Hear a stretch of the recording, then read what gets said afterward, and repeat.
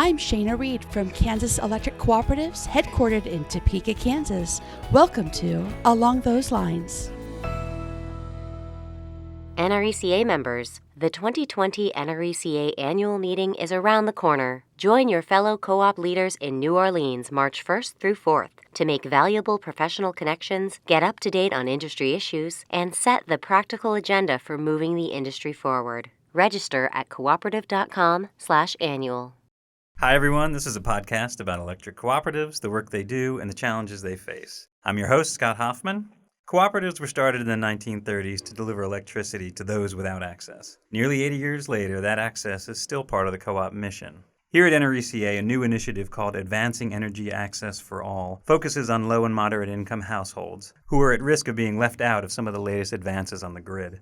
Adaora Ifebigh oversees that initiative, and she's here to talk about some of the program's goals and impacts. We're also joined by Tony Anderson. He's the CEO of Cherryland Electric Cooperative in Michigan, and they have several programs aimed at helping members in need. Adaora, Tony, welcome to the podcast.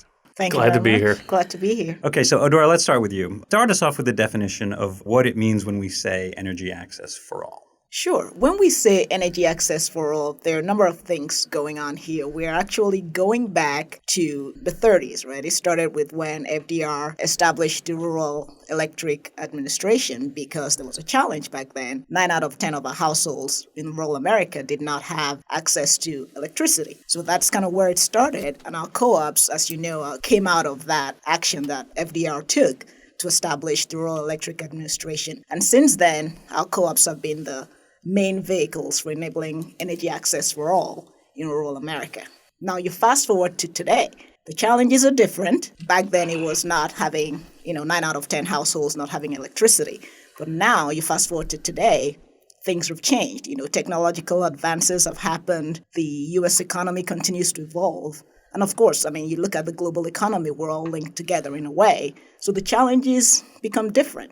You're looking at, are you going to keep energy affordable? Some people have higher energy burdens relative to income and situations. Renewable energy continues to come out, and you have barriers to certain adoptions in different areas, as well as overall income inequality. So this is a challenge that we're facing right now, and our co-ops are the ones who have been leading the front of trying to make sure that rural America and their communities are not left behind. So that's when we talk about energy access for all. What are our co-ops doing in that way to make sure that our communities are not left behind? Because specifically, our co-ops serve, I don't know if you know that, they serve 92% of what's considered persistent poverty counties in the United States. So essentially, the Energy Access for All initiative really is a way for us to spotlight what our co-ops are doing in this way. You can say, okay, what are they doing? Their job is to provide electricity.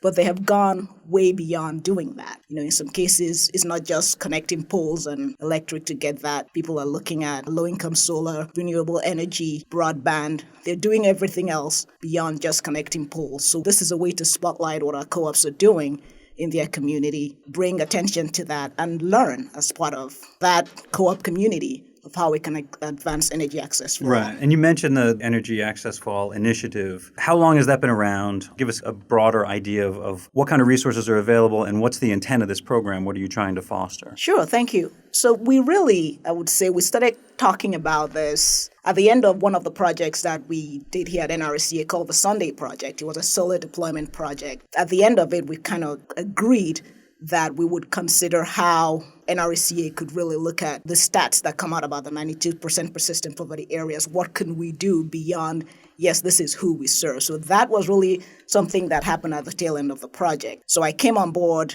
2 years ago, and one of my colleagues, we kind of talked about it, that yes, by default, this is who we serve, but is there a way that we can put the spotlight on what our members actually do beyond what other utilities might do?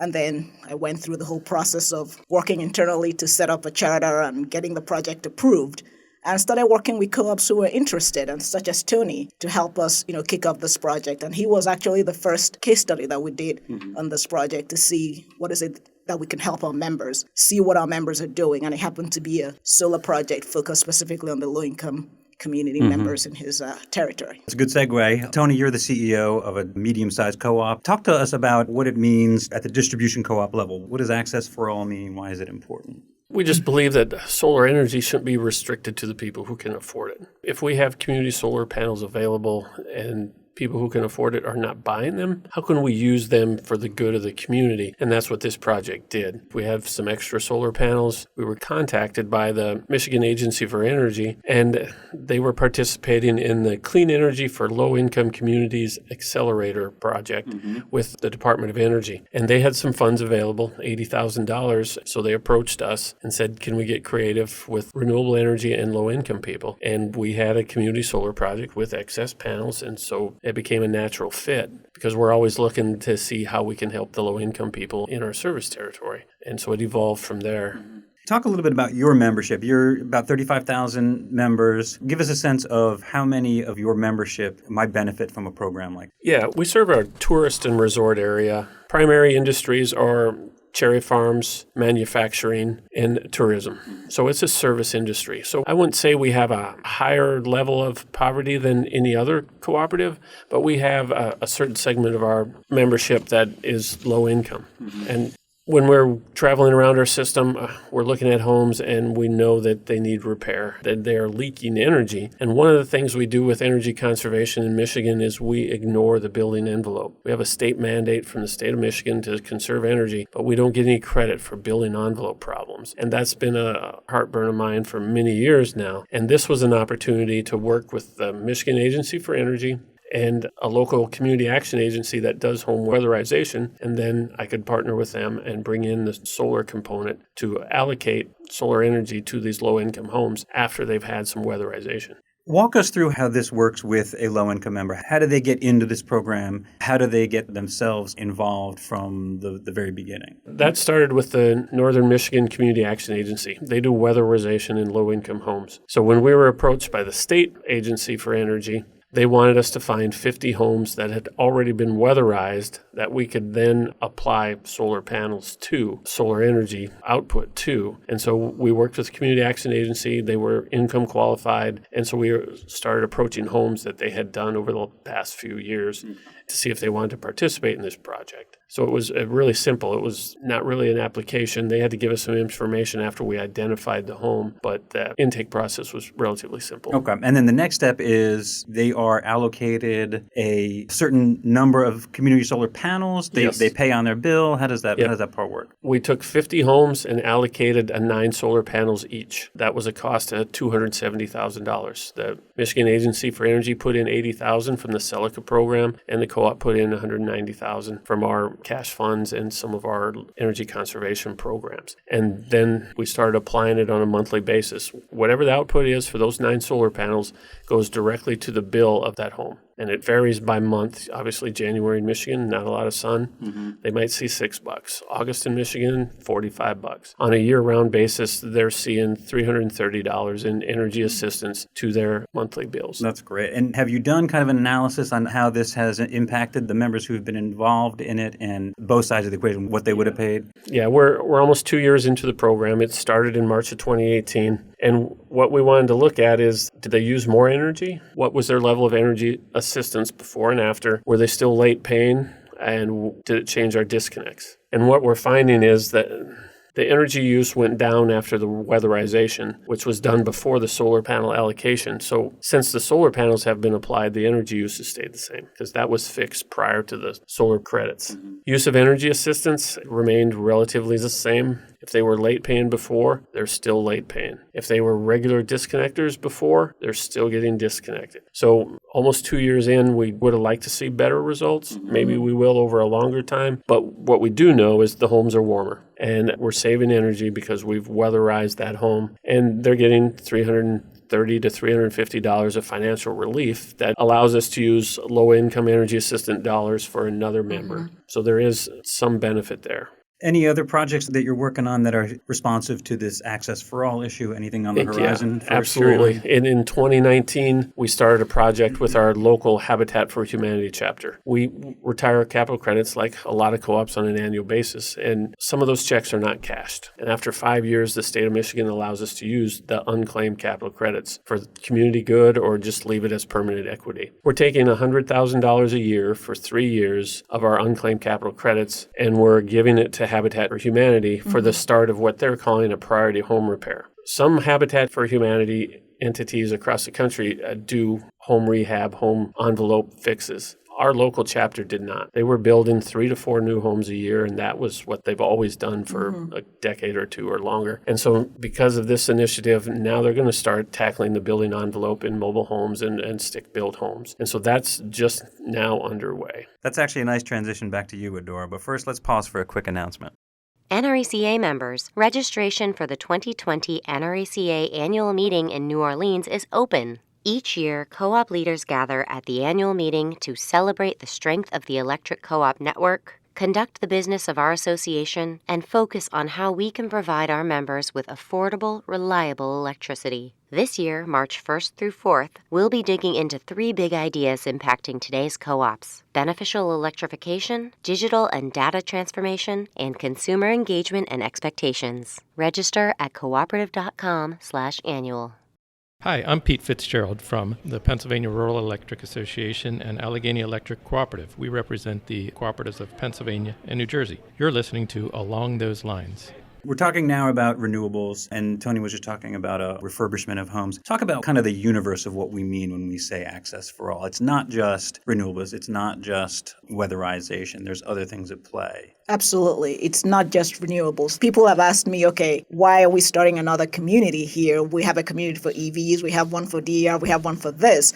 But I say that energy access for all really is where it all comes together. There are many issues that really, if you put them all together, they all work towards helping to actually keep energy affordable, because if you save somebody the $330, they can use it for something else. Right. They can get more comfortable. There's so many things that really happen as a result of that. So some of the things we've actually looked at is we have a resource on manufactured homes. So some of those things we're looking at, how can you make manufactured homes better in some way? This is another issue that we're looking at as part of this whole initiative. Right. On the other hand, we're working currently on a case study with the North Dakota Rural Electric Association. We're looking at holistically what they're doing in an area that has low population density and the economic challenges that happen there as well. So all of this really all ties in together. What are the issues that are facing communities, and how are our co-ops taking advantage of that? I'd like to jump on the manufactured homes for a bit. What we've done at Cherryland is we've started to walk up to every meter we serve, every home we serve, and rate the home on a scale of 1 to 4. So far, we've walked up and cataloged 10,000 homes. 3,200 of those homes are manufactured housing. And what this survey has told us is 27% of our manufactured housing homes that we've walked up to are either in poor or bad condition. And that means they need doors, windows, new roofs, 27% out of 3,200. We've walked up to 7,700 stick-built homes, and only 6% of those are in bad or poor condition. So there's a serious decline in our housing stock, and it's mostly manufactured housing. And we're losing a lot of energy through the building envelope of those manufactured homes. And you guys are making special trips out to each of these homes? Or is Yes, this part yes. of We've used an intern for the last 2 summers or 1 summer to physically walk up to the house, shoot some pictures, and we catalog those in our information system on a billing system. So we have a rating. So as we're working with the Habitat project in the coming years, we know what neighborhoods we need to target. We can go, here's a block on this part of our service territory. Let's send them all a letter and see if they're interested in getting their home fixed up. And so we will know what needs to be fixed and where, what the level of need is. Adaora, is that the kind of thing that you're making available through the initiative, where you have a catalog of all the creative things that co-ops are doing to service lower and middle income members? Absolutely. If you come to the Energy Access for All website that we've set up, we have a number of resources right now. We've started doing this earlier this year. January, I would say, we got the first resource. The goal is to have resources that will touch on many of these touch points that will help our members. We also continue to identify partnerships and grants, whether it's federal or local or state, that we can use to research problems that our members, that our members want to tackle. How can they solve manufactured homes? That's one of the big ones for me, because I know we're all talking about, something like renewables all look really nice and shiny at this point. But for me, I feel like, how do we get the house in a better shape if we're giving them renewable energy, and, how do we make the house that they're living in really good for them so they can actually benefit from all these new things that are coming up? And so what's next? First of all, have you been getting good uptake? Have you been getting good feedback? And then follow on to that, what's next? How is this going to kind of build in the coming days? Sure. Feedback really has been positive. We formally launched the initiative just about less than a month ago. And, I keep getting people joining every day, wanting to hear what we're doing. And one thing that I've learned in the short time I've been here at NRECA is that our members really want to cooperate with each other. It's something, anytime I reach out to them about a project or some other thing that they want to work on, all I get is willingness, enthusiasm. You can ask Tony how many times he hears from me, hey, can you do this for me or something? What do you think about this? He's always very responsive. They want to hear about it. What are we doing? How can we help our members? And that's really, really positive. In terms of what's happening next steps, well, we have our, I guess I'll call it the official kickoff panel in January at the CEO closeout. Tony will be there. He's going to be speaking about the low-income solar for Cherryland. I'm going to have Mark Case from Wachita Electric is going to be talking about how they used the on-bill financing, tariff-based financing to help with energy efficiency upgrades and what the outcome has been. And then we're going to have David Lambert from Withlacoochee Electric in Florida. He's really going to talk holistically about community revitalization. Withlacoochee has actually done a lot of good things to help the community as a whole. That's so a we're fantastic looking at panel. that. Absolutely. So getting back to why we're doing this, what is it that makes this an important thing now? And why is it so in the wheelhouse of what cooperatives do and what they represent? It's clearly commitment to community. It's right in our wheelhouse. It's what we should have been doing yesterday, and it's what we should be doing tomorrow. I grew up in a single-parent home, 10 by 50 manufactured home, and later some government low-income housing. We shouldn't forget these people because I'm where I'm at. I'm very fortunate. We can't forget where we came from. And in terms of why is this an important thing to do for co-ops, what's going on in our territories that makes this important now more than other times in our history? Energy costs are going up. Buildings, manufactured homes are deteriorating. We have to rebuild our building stock. We have to fix the envelope. We spend so much time handing out LED bulbs and VFD motors to manufacturing, but we're leaking energy out of poor roofs, windows, and doors. Just basic building envelope is being ignored because it's hard. It's not as easy as saving electricity. It's saving energy, and the propane companies aren't doing it. Natural gas companies aren't doing it. The co-ops do what other people don't. I'll piggyback on what Tony said about why he's doing it and how he grew up. And I'll also share a little bit of my background on what drove me to take the lead on this. I grew up in a developing country. The greatest equalizer for everybody, no matter how rich you were or middle class or whatever, was electricity. NRECA has an international arm and they go out to Africa and Latin America to do work. I grew up in a developing country in Africa, so this is something that I grew up with. Energy access was something that, was a problem. Fast forward to today, I've spent half my life here and I know that it is still a problem. So this is one of the big things that I wanted to work on in some way, whether it was international or domestic, and I come here and I see what our co-ops are doing. Even though it's not the same issue that you will find, in a developing country, there are still ways that energy can be a burden to certain communities or certain households. So working in this way to shed light on what our co-ops are doing because they care about the community, that's really a big thing. It's great. Tony, Adaora, you guys are doing great work. Thanks so much for coming out and talking to us. Thanks for having us. Thank you for having us. Thanks as well to you, our listeners. For more on this and other podcasts, visit electric.coop. Until next time, for Along Those Lines, I'm Scott Hoffman. I'm Lou Green from the Electric Cooperatives of South Carolina in Columbia. Thanks for listening to Along Those Lines. Subscribe and rate us on your favorite podcast app.